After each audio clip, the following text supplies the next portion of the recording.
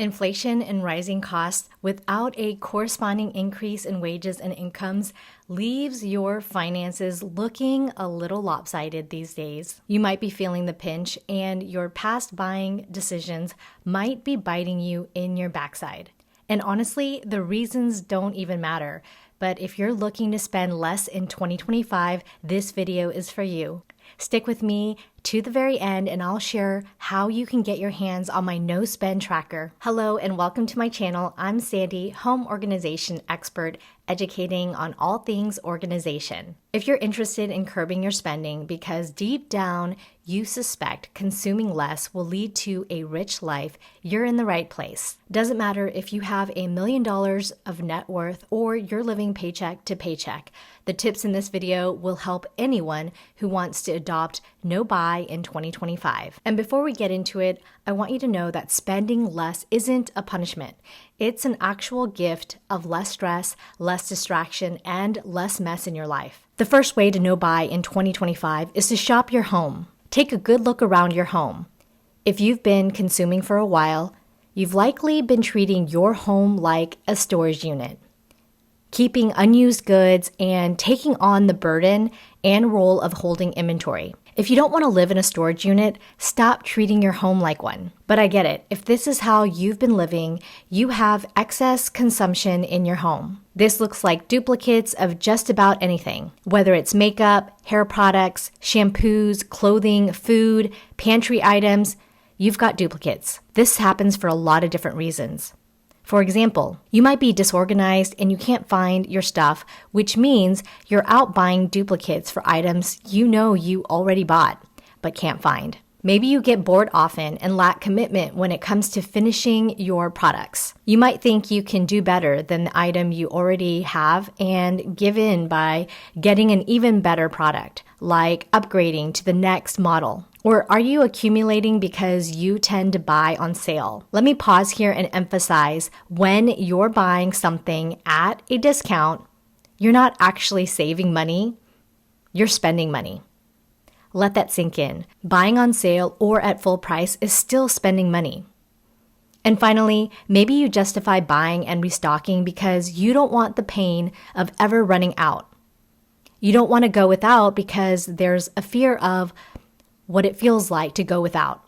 So stockpiling items and treating your home like a storage unit is like buying comfort and security. The duplicates stop today because you'll shop your home before ever looking beyond it to buy something new. The minute you feel the urge to buy something, shop your own closet, your own pantry, your own garage, and bathrooms first.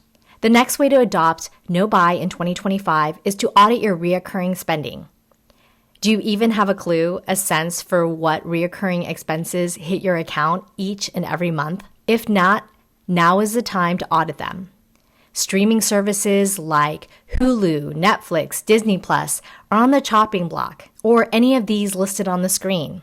Now is a time to get real with your spending and see where the money is flowing out of your account or hitting your credit card statement each month. A lot of this is digital entertainment, and it might sound like I'm saying to cut out all entertainment, but that's not true. Find other ways to be entertained by low or no cost means.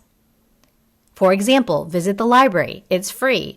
Not only do you have access to physical books, you have access to audiobooks, ebooks, and even movies and TV shows in the form of DVDs. Did you know you don't even have to physically go to the library? You can access digital resources in the comfort of your home. Plus, there are other free things through the library, such as getting access to national parks. Beyond the library, seek out free entertainment like going to a public park or public beach. All it takes is a little bit of research to learn about free community events, and you'll see all the opportunities to spend less. Before ever buying anything new, consider the No Buy Facebook groups. The concept of the group is to freely give to your surrounding neighbors because collectively, we all have what is needed to sustain a community. It's a place where friends and neighbors give and receive without the exchange of money. I've been using my local No Buy group for a while now and have gifted hundreds of items, all ranging from clothing items my kids grew out of or gifting gently used books and toys. I've also gotten a lot in return as well. A neighbor gifted me an entire lime tree, which I was so grateful for. The no-buy group is also a perfect place to borrow from your neighbors. For example, my sister brought over a bunch of lemons from her tree, and since I don't have an electric juicer, I asked to borrow one in my local no-buy group. Within minutes, a neighbor graciously let me borrow her machine for a few hours, and I brought it back the same day. Another example of sharing and borrowing is when I let my neighbor borrow our lawnmower on a bi-weekly basis. We help our neighbor out, and collectively, our street looks nice because my neighbors tend to their lawn. The possibilities are endless here. Up next is learning to do things on your own. Adopting a DIY approach to life helps you save money on services. For example, you could do your own mani-pedi at home, do your own facials at home, and mend your own clothes to extend the useful life of them. For other services where you don't have the skills to do it on your own, consider trading. Maybe you're an electrician and you need marketing help for your small business. Offer a trade to help others and to get access to skills you don't have. Finally, if you do need to buy something and there is no way around it, I highly encourage and recommend buying secondhand. Hit your local thrift store to get access to a variety of gently used goods. You could also use the OfferUp apps as well as treating it as a database to look up specific items. Facebook Marketplace is another option, and so is ThreadUp for used clothing items. I've given you several examples to adopt and apply in No Buy in 2025, but I also want to share tips for success. If you're really going to spend less in 2025, these tips will help you succeed. Plan in advance. First off, planning will be your best friend. You've got to plan in advance so you're not scrambling at the last minute and feel forced to spend money because you ran out of options. For example, if you've got a wedding coming up, instead of buying a new outfit for the occasion, ask around in advance to borrow something from friends, family, or your local no-buy groups. Or if you're planning a party in the near future, you don't have to buy everything new for a one-time event. This is an excellent opportunity to ask in advance and plan to save rather than be forced to buy last minute. Build relationships. If you spend the time building relationships in your community, when a need arises, you'll feel comfortable asking for a hand. For example, preparing for a funeral. It's generally difficult to plan for a funeral, as is the nature of an unexpected death, but that doesn't mean you need to buy a new funeral outfit. If you built relationships in your community, then it's easy to ask around and fill the need even on short notice. And another example, ever want a small snip of an herb? Maybe fresh basil for summer pasta or mint for a refreshing mocktail? Or hate to drive all the way to the store to spend $5 to $7 for a bunch of herbs that is too much or will go to waste, or even an entire plant? In this case, it would be so nice to have built up community relationships with neighbors who garden, who can satisfy your small need. Practice gratitude. Give as freely as you get. Pass along your own gratitude in being gifted with items. They say giving to others is a gift itself, and it's true because when we help others, we in turn feel good about ourselves. And practicing gratitude for what you already have is another way to spend less. Now let's get into the benefits of No Buy 2025. The obvious one is financial. When you're not spending money, your money has a chance to grow and be used for other things that add more value to your life, like freedom.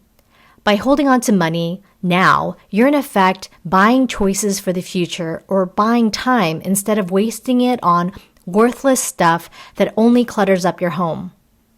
For example, when you save your money, you're buying yourself the opportunity to rest when you're sick instead of being forced to work because you can't afford not to. Another example is freedom to choose. Have you ever been forced to make a quick decision on something important because you didn't have the luxury of time to sit on it? That's what money can buy too. Another big benefit of No Buy 2025 is building relationships and feelings of community. When you don't spend, but fill the need by getting gifts from others, you are giving a gift to the giver. It gives them dopamine to fill your need and helps them remove clutter and unwanted goods from their home. And you feel good because you got something from your community without spending money. So it's a win-win situation that lifts up your entire community. The third benefit of No Buy 2025 is less stuff in your home. When you buy less stuff is entering your home, making no path for stuff to turn into clutter. That's a good thing. Remember, less stuff, less mess, and less stress. There are some things to watch out for, and I'll go over them now. Be careful of perfection. I know this video is all about no buy in 2025, but the goal is not to literally buy nothing. That's not realistic or even the goal. Don't get it twisted. For example, if you need medicine to live and be healthy, buy it. What I'm talking about in this video is for things over and above rent, food, education, health, insurance, etc. You get to choose how you want to spend your money, whether it's for a need or a want. But my goal for you is to be open to the suggestions shared in this video, to consume less to live more. Take what you want to apply and simply leave the rest. So while perfection is not the goal, being better off is, whether that means getting in better financial shape or having less clutter in your home, today than yesterday, that's the goal. Seek progress over perfection. If you slip up, get caught up in social media or some random viral video saying you need to buy X, Y, and Z, don't beat yourself up.